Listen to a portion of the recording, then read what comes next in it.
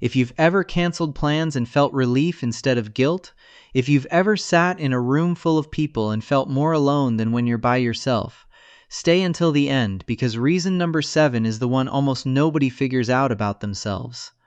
And once you hear it, you won't be able to unsee it. There are 7 reasons the smartest people you know eventually go silent, and by the end of this video, you're going to recognize yourself in at least 3 of them. You noticed it before anyone told you what it meant. The way certain people just stop showing up. Not because something tragic happened to them. Not because they failed. One day, without announcement, they simply decided the noise wasn't worth it anymore. Maybe you felt that pull yourself. The guilty urge to cancel plans you already regret making. The relief when a gathering gets postponed. The ache of sitting in a crowded room and feeling further from people than you do at home, alone. If that's you, stay with me. What you're about to hear isn't a theory, it's a mirror. Most people assume the ones who withdraw are broken somehow. Antisocial, cold, damaged. The real reason runs deeper than that, and far more human. There's something underneath this behavior. Something that started long before you had the language to explain it.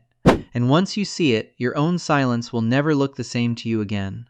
We'll come back to that in a moment. First, understand this. Withdrawing from the world isn't a sign of weakness. It's a symptom of depletion. A very specific kind that builds from seeing too much, feeling too much, and processing too much for too long without ever being taught how to set any of it down. Picture a child who notices everything. The tension in a parent's voice before it turns into an argument. The sadness behind someone's smile. The unfairness in a rule nobody else questions. That child isn't just clever. That child is absorbing the emotional weather of every room they enter, whether they mean to or not. And here's what nobody tells that child. The world doesn't reward that kind of noticing. It rewards fitting in, agreeing quickly, laughing at things that don't feel funny. So the child learns, painfully, to mute the parts of themselves that see too much.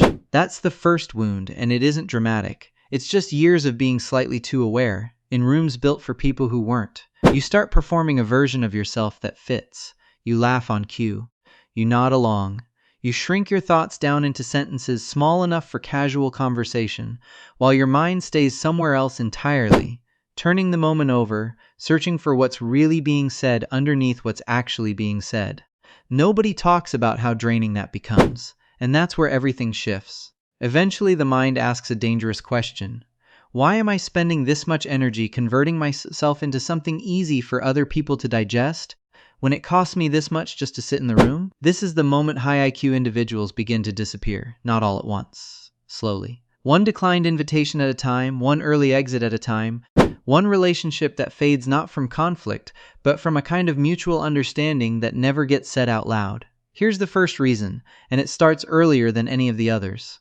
Small talk feels like static to a mind built for depth, not because they think they're above it, but because their nervous system genuinely struggles to stay engaged with conversation that goes nowhere. Weather, traffic, updates about people they barely know.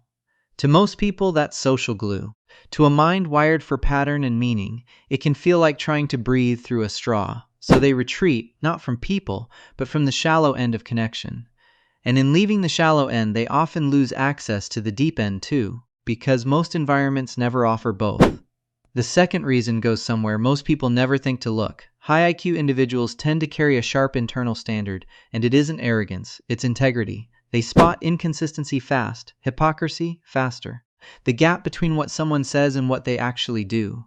And after enough exposure to that gap, something in them starts to withdraw trust, less out of judgment, more out of self-preservation. An invisible wall builds itself here, disappointment by disappointment, until one day they've quietly stopped expecting honesty from most conversations. So they've stopped having the kind that require it. Now it gets personal. The third reason isn't about adulthood at all. It lives in childhood, in the moments when being right, or different, or early to understand something made you a target instead of a source of pride. Maybe you were called too serious, too intense, too much.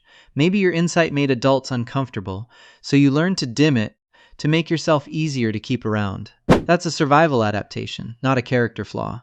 A child who senses their full self creates friction learns to offer only a fraction of it. And a person who spends decades offering fractions of themselves eventually stops offering anything at all. Most people never notice this pattern in themselves. They just feel a growing pull toward solitude and assume something is wrong with them. It isn't. And the fourth reason explains why. This one is about energy, real measurable nervous system energy. High cognitive processing doesn't switch off around people, it often intensifies. Every glance, every shift in tone, every unspoken tension in a room gets processed in real time, layered underneath the actual conversation happening on the surface. That's two conversations running at once, every time you're around anyone, one out loud, one underneath. Carry that for years without rest, and something has to give. It isn't introversion, it's a weight nobody else can see, and eventually the body starts choosing solitude, not out of dislike for people, but to protect what little energy remains. We're halfway through this, and the reasons only get closer to home from here. The fifth reason is loneliness, though not the kind most people picture. It isn't the absence of people around you. It's the ache of standing in a full room and still feeling unseen, of offering an idea and watching it land as small talk instead of the discovery it felt like to you. Connection was never about proximity. It's about resonance, and resonance is rare. That kind of loneliness teaches something dangerous, that it's safer to be alone by choice than to be alone in a crowd by accident. Solitude stops feeling like a loss. It starts feeling like relief. The sixth reason is the erosion of trying to explain yourself to people who were never going to catch up, no matter how carefully you chose your words. At some point, the mind stops translating itself, not out of arrogance, but out of grief. A quiet mourning that comes with accepting most people will only ever meet your surface, because the rest takes more patience and stillness than most rooms allow. So instead of continuing to offer a version of yourself that keeps getting misread, you stop offering it, not out of bitterness, just tired, in the specific way that comes from going unheard for a long time. And now, the reason I promised you at the start, the one almost nobody names for themselves. The seventh reason ties every other one together, and it was never about intelligence. It's about identity. Somewhere along the way you began to believe your full self was too much for other people to hold, that your depth was inconvenient, your intensity something to manage, your questions safer left unspoken, so you started asking them only in the one place where nobody could judge, react, or misread you. That place was never isolation. It was the first room you were ever allowed to be whole in.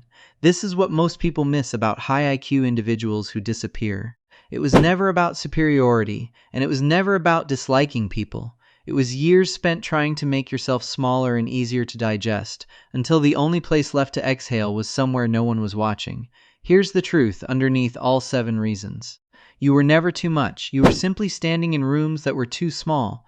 The disappearing was never a wound. It was a boundary, finally honored after years of being ignored, your own mind saying, gently but firmly, I won't abandon myself for the comfort of people who were never going to meet me halfway. And somewhere inside that solitude, something loosens.